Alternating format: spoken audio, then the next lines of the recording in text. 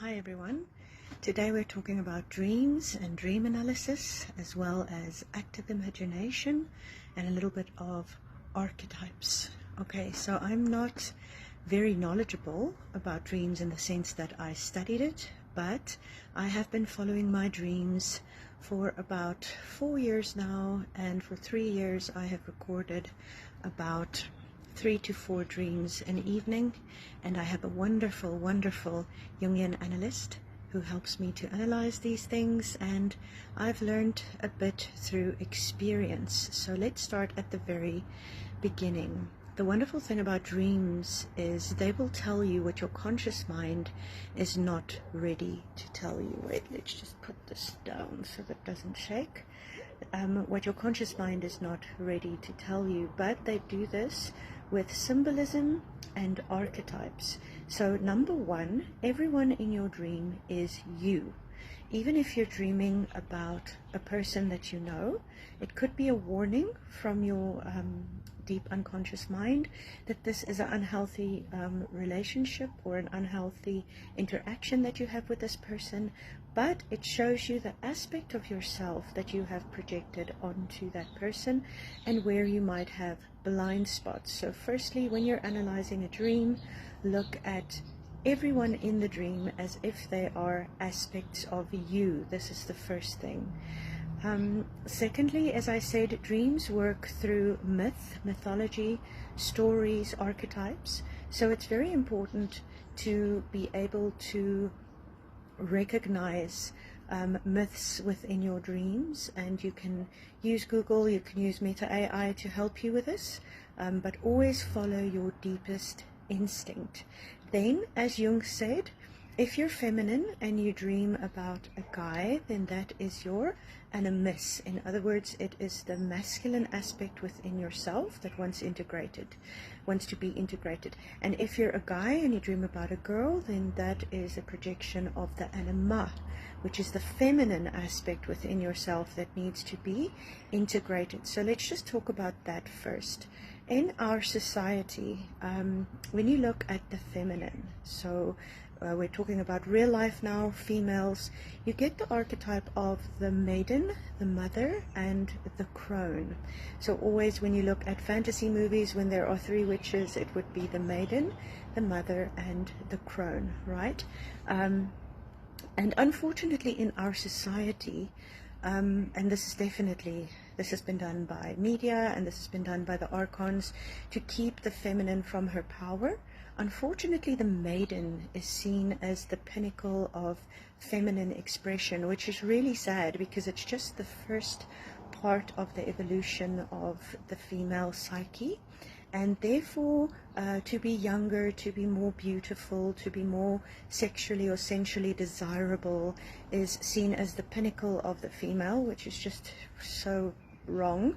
And therefore, you can see in Hollywood, and you can also see all around you, that people will try to stay in maiden, whether this be with plastic surgery or dressing in a lascivious way to try and get attention. And this keeps the feminine in a place of powerlessness, right? Because her worth is given to her by external validation, and this external validation is not given for her wisdom, but for her physical appearance, right? And this is really sad. So it is important to be able to then move into mother, which is the more compassionate, caring aspect of the feminine psyche, and to always then allow yourself to move into crone, because crone is the wisdom, it's the feminine wisdom. So also in the dream realm, when a female dreams about a man, if it's a very young man, it means that her psyche has not integrated the more the stronger aspects of her masculine self, right? So if she has to dream about the magus or about the warlock, the sage, then this is much better. So men are also kept in their young selves, and I think a little bit less than females, but still, if you're looking at your dreams, then this is something that you should look at. Also, Water is a symbol of the unconscious, right? So if you go into a dream, in my experience, if there's a building, the basement would be the subconscious mind, the first floor would be the conscious mind, and then if you go up, that would be the superconscious mind. We also then have the collective subconscious. So Jung said that through the collective subconscious, our dreams communicate with us via these archetypes, right?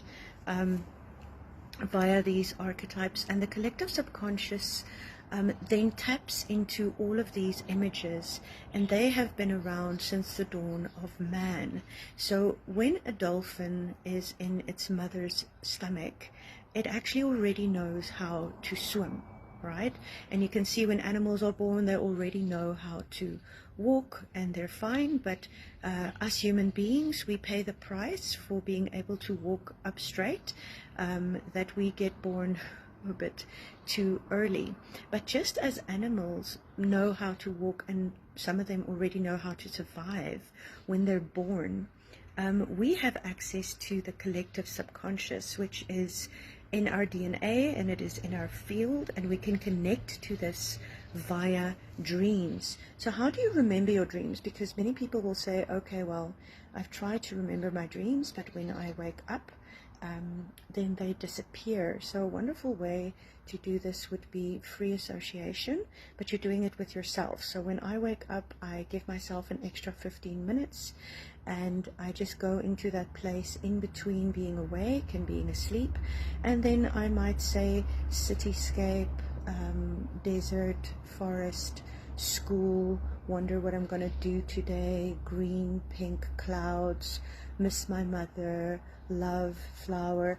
And then in that process, a lot of the times, one of those words will trigger the rest of the dream, and then the dream will be able to come in to that in-between space, and then you just record it on your phone, because then you have it.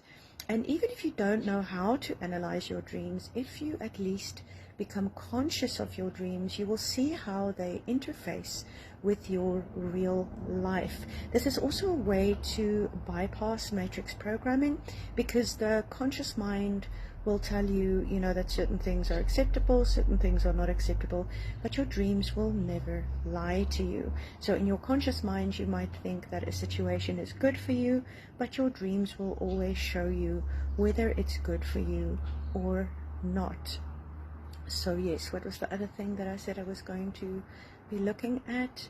Just integrating the conscious and the subconscious mind. So never reject anything, right? In a dream, if you meet a monster, just like within an ayahuasca journey, and actually within life sometimes as well, you have to face the dragon to get the gold. So this is where active imagination comes into it. If I have a dream where something is chasing me and I'm really scared and I wake up, when I wake up, I'll use the 15 minutes to go back and interface with the dream and face whatever was chasing me. And then I'll ask it, what do you want? So to give you an example of a dream that I had, I'm just going to give you the abbreviated version. I once dreamt of a tick with spider legs, and it was following me, and it was really scary. So I woke up, and then I went back into the dream, and I asked this, you know, I held out my hand, and I let this tick actually climb onto my wrist, and that is called conjunctio, right? So you're actually then connecting to that thing and allowing it to teach you what it's supposed to show you. And like a spider, you know, it pulled out of, it went down into this very big well of water, and it was pulling my insides with it, like, you know, like a spider would use a spider string. And the moment it hit the water, and obviously this was scary for me to allow this thing to do it, right, because it's pulling out all of my insides. The moment it hit the water, it became a lightning plant, but like Jack and the Beanstalk, it just started growing out of the building that I was in, and I was on this, and I was going into the clouds. And then I asked it, who are you? And it said, Tsechoro? No, wait a minute, Tsechorio, right? And I had to Google quite a bit to find this, and then I found that Tse is used when onomatopoeia is used from Japanese people with regards to Westerners. And horo horo is lightning, and horyo is a noble spirit, that did not live to its life's full potential, and then it becomes a hungry ghost, right?